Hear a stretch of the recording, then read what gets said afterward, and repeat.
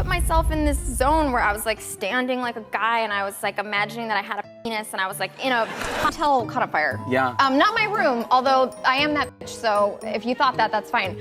But he was like, just be really, really nice, and if he gives you a hard time, just keep complimenting him. So. There's a reason Anna Kendrick became one of the most replayed late-night guests on television.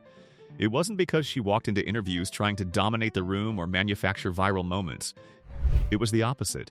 She showed up completely unfiltered, incredibly awkward in the best possible way, and somehow managed to turn ordinary stories into comedy gold, without even trying. Across interviews with hosts like Conan O'Brien and David Letterman, Kendrick built a reputation for being brutally honest about embarrassing moments, terrible jobs, awkward celebrity encounters, and the strange reality of Hollywood.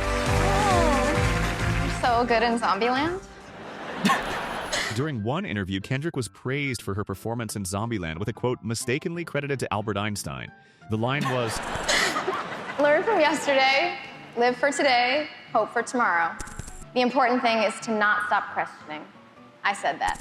Kendrick immediately interrupted with, sorry, Albert Einstein said that. That tiny correction completely shifted the tone of the conversation. You're familiar.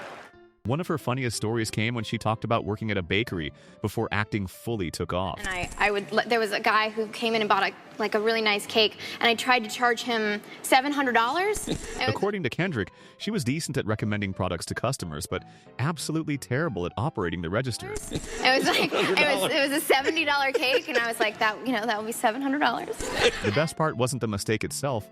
It was how confidently she doubled down on it. And he was like, I don't think it's that expensive. I was like, well, that's what the machine says, sir. So. She never tried to make herself look cool in these stories. Go on. And while discussing one of her films, Kendrick was heavily praised by the host, who told her she steals the movie with her energy and performance. You steal the film because The conversation then shifted toward working with George Clooney. Kendrick joked that Clooney was all right. Yeah, nice going. Thanks. And you get to be with pretty boy George Clooney. Yeah, he's all right. I sat him down. He was like, just be really, really nice, and if he gives you a hard time, just keep complimenting him. So.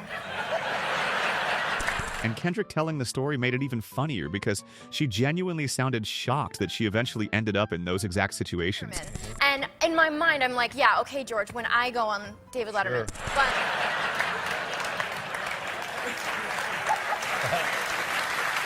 Kendrick also talked about struggling financially before success arrived. Her father once mailed her a box of Cadbury eggs during Easter as a small treat. my dad sent me a box of Cadbury eggs at Easter one year, and it was just supposed to be kind of a nice treat, but I lived off that bad boy for about a month. Yeah. That story worked because she didn't present it dramatically. She used it to make a larger point. Agreed. Well put. Thank you very much. Yeah, sometimes you have to ride a dirt bike into a Christmas tree. Just go for it. Sometimes you have to ride a dirt bike into a Christmas tree. That combination of sincerity followed by complete chaos became classic Anna Kendrick interview energy. I remember thinking, I should put on something comfy to sleep in, and then nothing. And when I woke up, I was wearing everything that was in my carry-on bag, and I had a 90-second video of my salad. One of the most absurd stories Kendrick ever told involved waking up after drinking and discovering she had somehow filmed a 90-second cinematic video of a salad.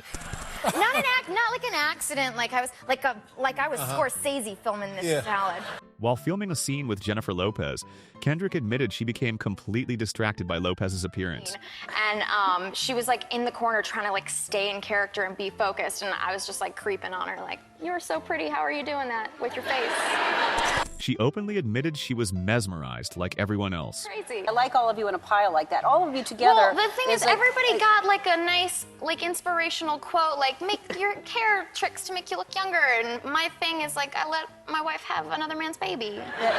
Kendrick joked about Celebrity magazine headlines. It looks like that's me saying that. But you didn't.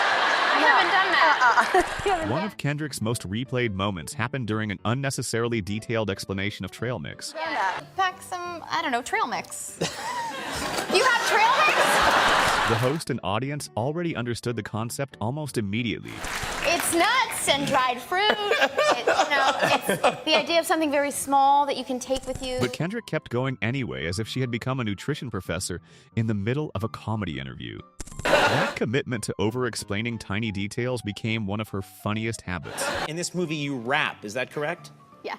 While promoting Pitch Perfect, Kendrick discussed recording the No Diggity rap section for the soundtrack. She explained that performing badly within the movie scene was fine because the embarrassment was intentional. I'm getting a real hip-hop vibe from you, I have to say. I know.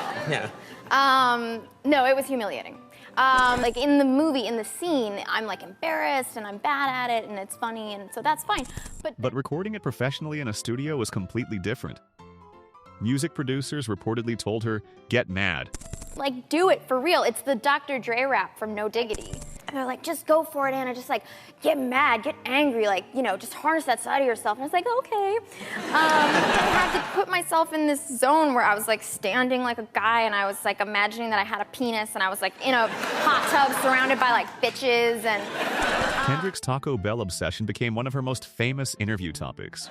You seem to tweet a lot about Taco Bell. It's late at night on Twitter, yeah. Why do you, what's your obsession with Taco Bell? I love Taco Bell. Cover of You darkness, just lost like, getting the money from in Taco my Bell. car.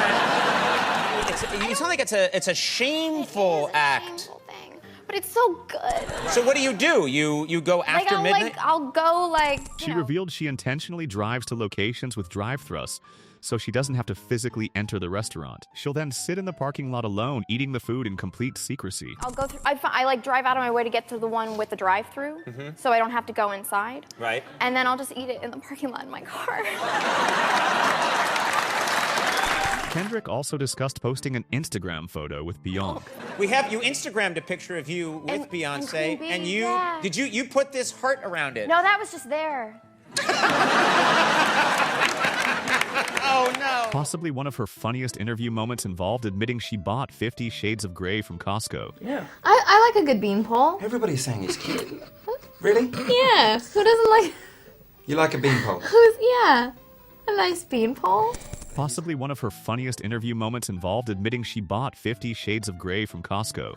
Why can't you say it? Is it 50 Shades of Are Grey? you reading 50 Shades of Grey? Everyone says 50 Shades Oh of my Grey. god, you are, you dirty little bird. No, I got it, and I. Toward the end of one discussion, Kendrick talked honestly about the least glamorous side of acting. Whenever you see a girl in a dress, like a with spaghetti straps or whatever, the thing that people don't even think about is there's usually a radio mic on you, and like, where is it?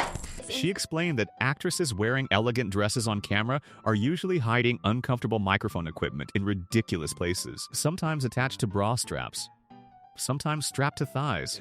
So what you're saying is acting's just like being pregnant, right? It's like... Yeah, because I would be, if I was pregnant, I would be packing. It was another example of Kendrick pulling apart the polished Hollywood illusion and replacing it with awkward reality. And that's ultimately why these interviews kept going viral, not because she was trying to create meme moments,